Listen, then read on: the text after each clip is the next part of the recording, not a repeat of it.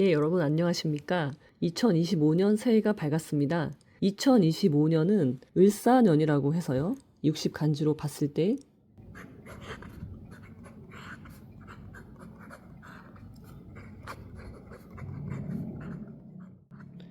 을은 푸른색을 의미하고요. 사는 뱀을 의미하죠. 그래서 2025년은 푸른 뱀의 해라고 알려져 있습니다. 뱀이라고 하면은 아무래도 77년 뱀띠로 태어났고 색깔 중에서 푸른색을 가장 좋아하는 저의 해가 아닐까 생각해 봅니다. 오늘은 푸른 뱀의 해를 맞이하여 2025년 동안 나의 정신력을 고취하고 마음을 단단하게 하고 성장해 나갈 수 있는 논어의 문장을 여러분들에게 소개해 드리고자 합니다. 그 전에 2024년에 제가 뽑은 논어 구절을 복기해 보도록 하겠는데요. 기억하시는 분이 계실까요? 자, 한번 살펴보겠습니다. 자, 2024년에 제가 뽑았던 논어 구절은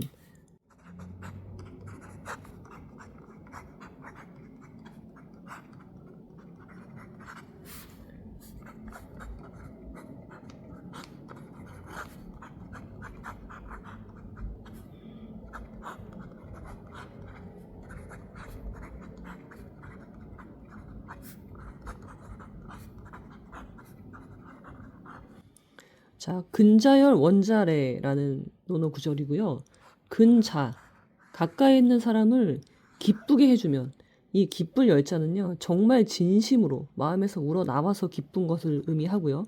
가까이 있는 사람을 기쁘게 해주면 원자, 멀리 있는 사람은 알아서 찾아온다. 이 말은 가족은 내팽개치면서 아니면 가족에게는 소홀하면서 멀리 있는 사람에게만 잘하는 위선적인 세태를 비판하고자 한 말입니다. 자, 우리는요, 내가 있습니다. 세상의 중심에는 내가 있죠. 그리고 나는 혼자 살 수 없습니다. 우리는 관계를 맺으면서 살아갈 수밖에 없어요. 근데 모든 관계는요, 거리가 다릅니다. 나랑 가장 가까이 있는 사람 1번이라고 하면 그 다음은 2번, 그 다음은 3번, 4번, 그 다음에 쭉쭉 내려가서 10번, 뭐 100번 그렇게 멀리 있는 사람도 있을 수 있죠. 그런데 여러분 삶의 주인공은 여러분이죠. 자, 이거를 북극성이라고 저는 표현을 하는데요. 여러분은 여러분 인생의 북극성입니다. 그리고 여러분이 중심이죠. 여러분이 중심이에요. 그리고 근자열, 가장 가까이 있는 사람은 누군가요? 나랑 가장 가까이 있는 사람은 누구죠? 1번인가요? 아니죠. 가장 가까이 있는 사람은 여러분 자신입니다. 나 자신. 그래서 먼저 나한테 잘하고 그 다음에 나랑 가장 가까이 있는 사람, 가족이겠죠. 가족에게 잘하는 사람은 다른 멀리 있는 관계에 있는 사람들이 알아서 찾아온다. 이 서클 안으로 들어오게 된다는 거죠. 그럼 반대로 하면 어떻게 될까요? 가족한테는 못하고 멀리 있는 저기 10번에 있는 사람한테 잘한다. 이게 뭐 친구라고 보면요. 그것도 먼 친구, 가끔 만나는 그런 친구한테 잘한다? 그럼 관계가 어떻게 될까요? 가까이 있는 사람이 떠나죠. 떠날 거. 그래서 사람과의 관계를 맺는 가장 기본 원칙, 근자열 원자래를 2024년에 논어 구절로 선정했었습니다. 자, 오늘 영상을 찍으면서 2025년 을사년의 논어 구절은 무엇이 좋을까 한참 고민을 했습니다. 많은 어려움이 예상되는 2025년 푸른 뱀의 해에 그래도 우리는 성장해야 한다는 목표의식을 가지고 5개의 논어 문장을 뽑아봤습니다. 오늘 논어 구절은 제가 소장하고 있는 만년필로 직접 쓰면서 소개해 드리려고 합니다. 자, 그럼 2025년에 아변이 뽑은 논어 구절을 함께 만나보도록 하시겠습니다. 자, 첫 번째 구절입니다.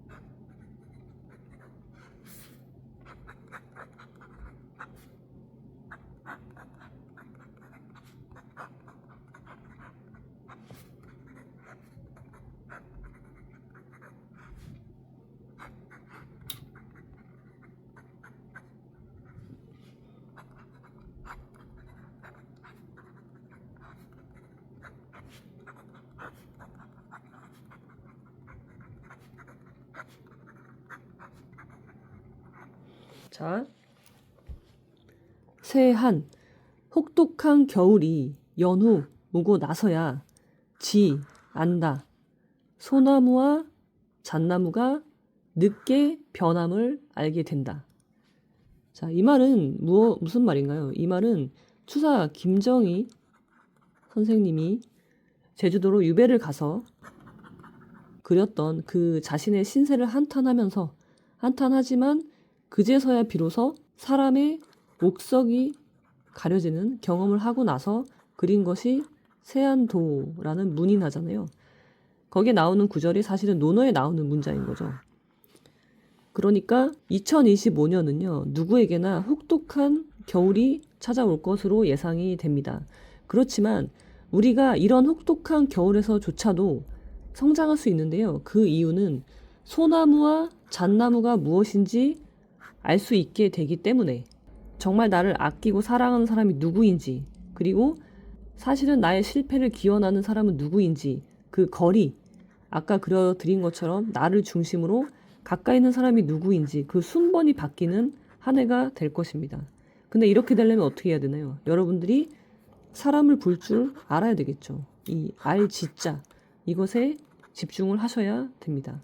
자, 우리는 혹독한 겨울조차도 성장해 나갈 수 있습니다. 우리의 삶이라는 거는 태어나고 죽음이 있는데 이 삶은 계속되는 거죠. 겨울이 왔다고 해서 다시 시작할 수가 없는 거죠. 리셋할 수가 없는 것이죠. 그런데 겨울이 와야지 봄이 올 수 있는 거죠. 그래서 또 봄이 오고 여름이 오고 수확을 할 수 있는 가을이 오고 또 겨울이 오고, 이 순환이 된다는 거, 그리고 계속된다는 거, 그리고 우리는 성장해 간다는 거, 이걸 잊지 않으면 아무리 혹독한 겨울이 찾아와도 우리는 이겨낼 수 있다라고 생각을 합니다. 자, 그 다음에 두 번째 문장.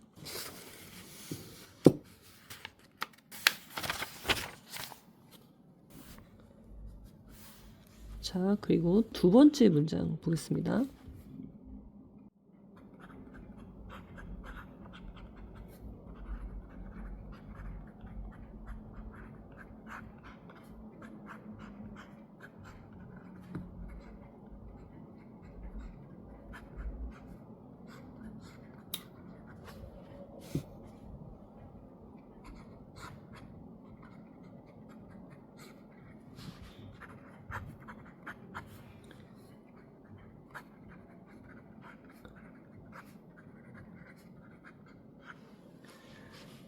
조수, 새와 짐승과는 불가, 할 수 없다.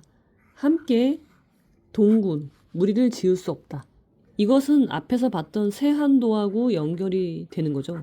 새한도, 혹독한 겨울이 왔을 때 내 인생에서 누가 변하지 않는 소나무이고 잣나무인지, 그리고 누가 내가 실패하기를 바라는 새와 짐승인지를 가려내는 것이 바로 겨울이 찾아왔을 때 우리가 해야 될 일인 거죠. 근데 이렇게 하려면 어떻게 해야 된다? 사람을 보는 눈을 기르셔야 되는 거죠. 그래서 반드시 여러분들이 맺고 있는 인간관계에서 누가 소나무하고 잣나무인지, 그리고 누가 새의 짐승인지. 새하고 짐승은 뭔가요? 이것들은 사람이 아닙니다. 사람의 형상을 하고 있지만 사실은 사람이 아닌 거죠.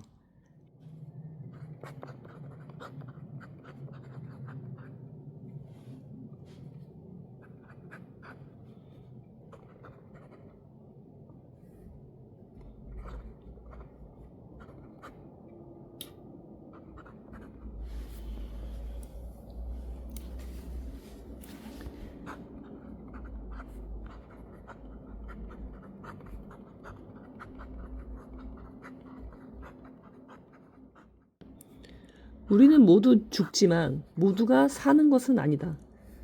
사람은 태어나면 죽게 되어 있죠. 누구도 죽지 않는 사람은 없습니다. 하지만 모두가 살고 있는 것은 아니죠. 그래서 어떻게 살 것이냐. 새와 짐승처럼 살아도 사는 거죠. 근데 이렇게 살면 안 되겠죠. 우리는 사람이기 때문에 사람답게 살아야 하는 겁니다.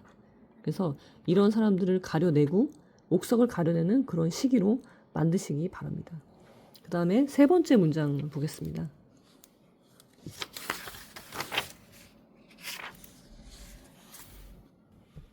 자, 세 번째 문장.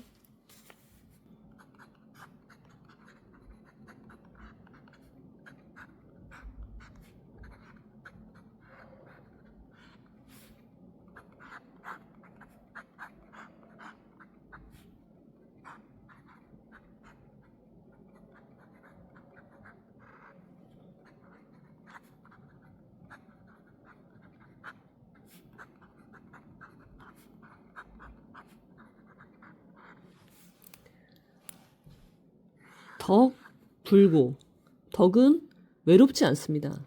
덕은 혼자 있지 않습니다. 반드시 이웃인, 함께하는 이웃이 있습니다. 자, 공자는요, 이 필자를 잘 쓰지 않습니다. 반드시. 이런 말 쓰지 않아요. 왜 그러냐면, 우리 인생에서는요, 무슨 일이든지 일어날 수 있죠. 무슨 일이든지 일어날 수 있는 것이 우리 인생이기 때문에 반드시 그렇게 돼야 된다. 반드시 그러면 안 된다. 그런 말을 쓰지 않는 사람입니다. 공자는. 근데 여기서는 반드시 함께하는 이웃이 있다. 라고 이야기를 해서 우리한테 약속을 하는 거거든요. 자, 우리가 혹독한 겨울이 찾아왔어. 소나무를 가려내. 그리고 새와 짐승을 가려내. 그러다 보면 내 주변에 사람이 없을 수도 있죠. 그렇게 느낄 수가 있죠. 아, 이러다가 사람 다 똑같은데 내 주변에 아무도 없는 거 아니야? 그런 의심이 들 수가 있습니다. 그리고 외로움을 느낄 수가 있죠. 그런데 만약에 그렇다면 여러분들의 주변에 유난히 새와 짐승이 많았던 것이죠. 그리고 여러분들이 나의 소나무를 찾는 행위를 소홀히 한 거죠. 그래서 관계를 다시 다 무너뜨리고 처음부터 다시 세워야 되는 겁니다. 그리고 여러분들이 덕을 쌓고 있다면 여러분들은 절대 혼자가 아니다. 그러니까 불고 외로워하지 마라. 여러분, 외롭다고 사람 만나시면 안 되고요. 외롭다고 해서 사기꾼을 내 옆에 두면 안 되는 거예요. 새와 짐승으로 내 주변을 가득 채우면 안 되는 거죠. 그런 거는 없는 게 낫습니다. 차라리. 그렇기 때문에 이거는 공자의 약속이에요. 여러분들이 혹여나 외로움을 느낄까봐, 덕을 쌓아가는 과정에서 외로움을 느낄까봐 그러지 말라고 이 반드시 필자를 써가면서 우리한테 약속을 해준 거죠. 그리고 이건 공자의 약속이지만 저도 여러분들에게 보장해 드리겠습니다. 여러분들이 덕을 쌓아 나가고 있다면 절대 외로울 리는 없다. 여러분과 함께하는 이웃이 반드시 있다. 대표적으로 누가 있나요? 아변이 있습니다. 걱정하지 마시고 여러분 정진하시기 바랍니다. 덕을 쌓는 것으로. 그럼 덕을 쌓는 건 무엇이냐? 자, 덕이란 무엇이냐? 보면요. 자, 덕은 어려운 게 아니죠. 덕은 다음입니다. 자, 공자 예를 보면요. 공자가 덕을 쌓은 모습이 뭔가요? 15세에 한 게 무엇이죠?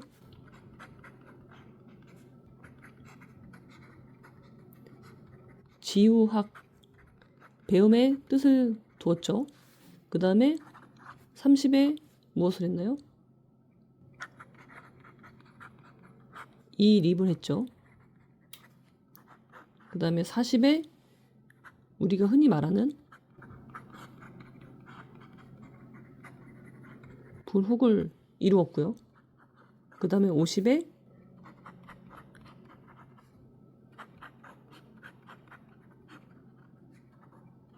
지천명을 이뤘죠.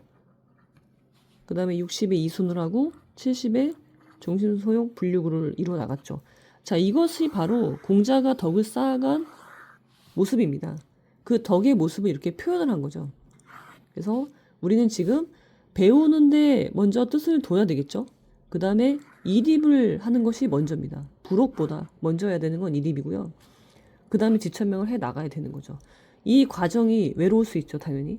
여러분들이 정말 이 배우는 것을 소홀히 하지 않고 한시도 소홀히 하지 않고 해 나간다면 외로울 수 있지만 그것은 여러분이 외로운 이유는 뭐예요?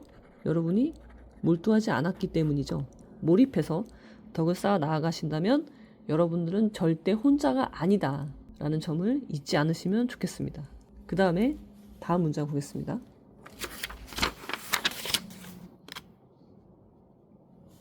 자, 네 번째 문장. 제가 정말 좋아하는 말인데요.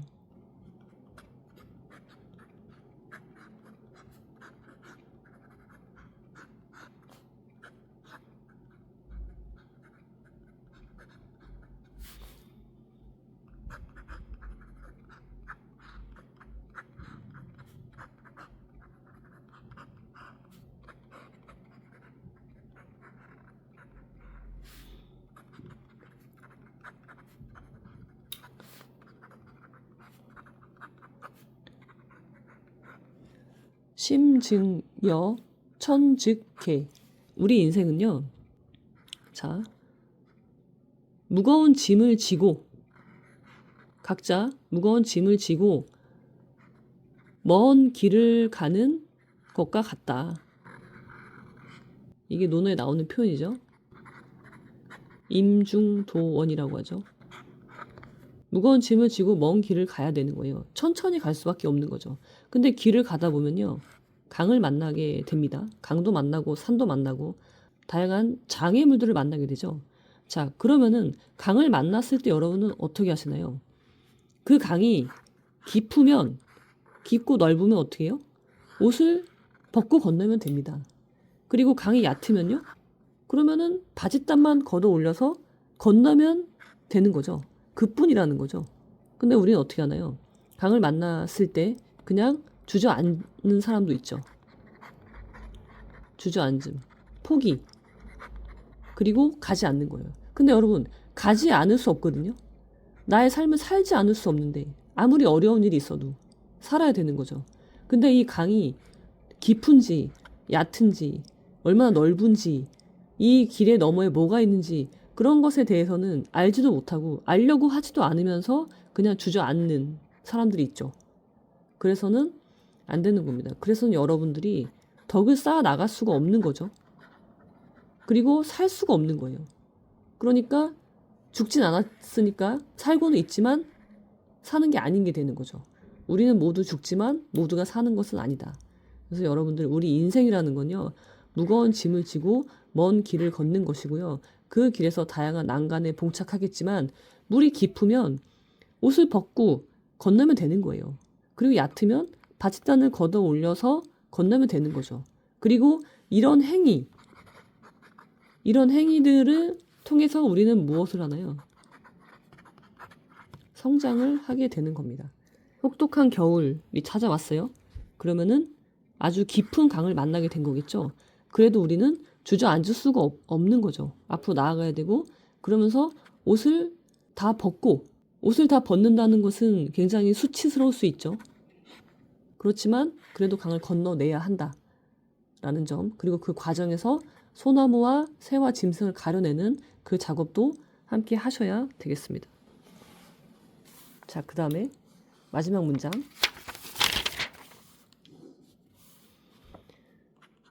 다섯 번째 문장이 되겠고요. 마지막 문장은요, 자세에 대한 겁니다. 어떻게 그러면은 사람을 알아볼 것이냐, 소나무와 새와 짐승을 어떻게 구별할 것이냐, 방법, 덕을 쌓는 방법은 무엇이냐, 강을 건너는 방법은 무엇이냐, 혹독한 겨울이 왔을 때도 멈추지 않고 성장할 수 있는 방법은 무엇이냐 라는 질문에 대해서 답을 주는 문장인데요.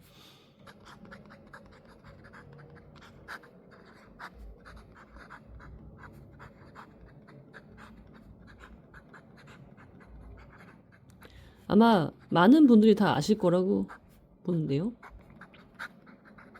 학이 시습이죠. 삶을 살아가는 자세는 결국은 배우고 시습, 언제나, 때때로가 아니라 늘, 언제나, 항상, always 그것을 내 것으로 만든다. 다진다. 제가 유튜브를 통해서 여러분들에게 하고 싶은 것은 이거죠. 시습. 언제나 쉬지 말고. 불식이죠, 불식. 쉬지 말고 다져라. 내 것으로. 그러려면 어떻게 되나요? 생각, 힘을 길러야 되는 거죠. 끊임없이 생각해라. 생각을 포기하지 마라. 여러분의 맷돌을 굴려라. 우동사리로 만들지 않기 위해서. 그것이 제가 유튜브를 통해서 여러분들에게 늘 하고 있는 작업이고요. 그래서 2025년에도 여러분들은 아변 채널의 영상을 하루에 1시간 이상씩 시청하셔야 됩니다. 꾸준히. 그래야지 생각을 포기하지 않고 생각이 끊어지거든요. 중간중간에. 그러지 않고 끝까지 질문에 질문을 할 수 있는, 스스로한테 질문을 해야 돼요. 그리고 스스로가 답을 하죠. 그 다음에 또 그 답에 대한 또 질문을 해야 되는 거죠. 그러다 보면 나도 모르게 깊숙이 있는 나의 본질을 보게 될 겁니다. 그래서 이 작업이 하나가 있고요. 그럼 무엇을 배워야 하느냐라고 했을 때 제가 자신 있게 말씀드리는 건 뭔가요?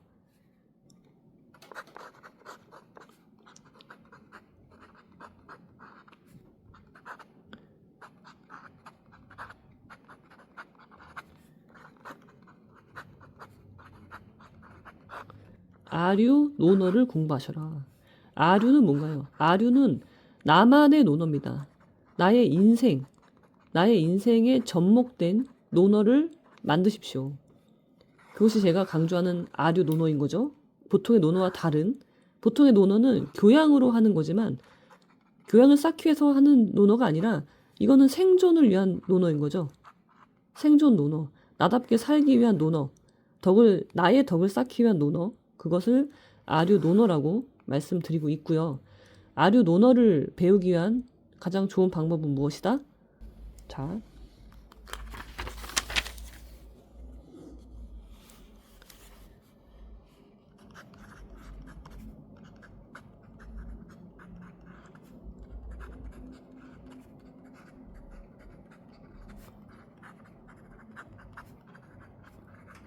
아류 논어가 있습니다. 아류 논어의 가장 기본적인, 근원적인 학을 가장 근원적으로 공부를 할 수 있는 방법은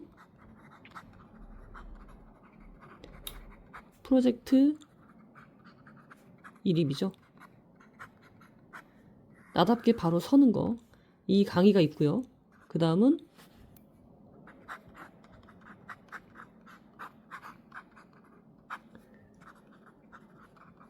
질고라고 해서 나의 고집스러움을 고친다. 그래야지 성장을 할 수 있는 거죠. 그래서 이거는 부제로는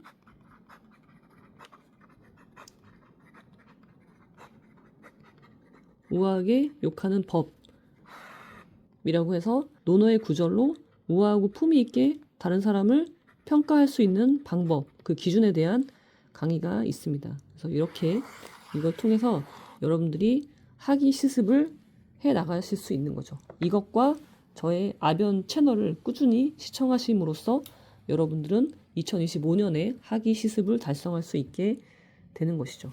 이 책도 사실은 우아하게 욕하는 법 우아하게 욕하는 법 질고 교재죠. 네, 워크북이고요. 이 워크북은 2권으로 이루어져 있고요. 검정색과 녹색 1권, 2권 이렇게 이루어져 있고요. 방금 말씀드린 새와 짐승과는 함께할 수 없다는 것도 여기에 나오는 문장이죠. 자, 검정색이 1권인데요.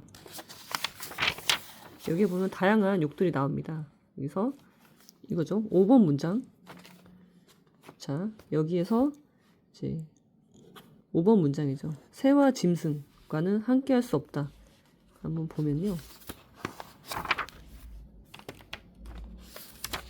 너나 그렇게 해라. 그런 욕도 있고요. 썩은 나무, 새와 짐승. 자, 5번 욕이 새와 짐승에 대한 내용인데요. 여기에 보면은 이렇게 나오죠. 공자가 한 말입니다. 새와 짐승과는 함께할 수 없다. 그러면서 이 지나가는 사람들을 평가하고 그 사람들한테 아주 혹독한 욕을 하는 거죠. 그렇습니다.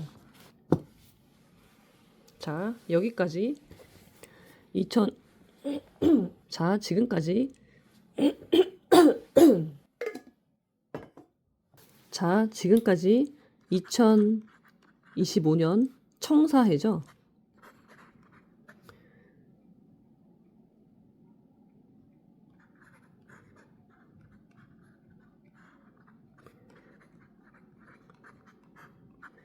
청사회를 밝혀줄 등불과 같은 논어의 구절 5개를 함께 살펴봤습니다. 2025년에도 여러분들이 끊임없이 성장하는, 그래서 여러분들의 경계를 넘는 그런 한 해가 되시기를 진심으로 기원 드립니다.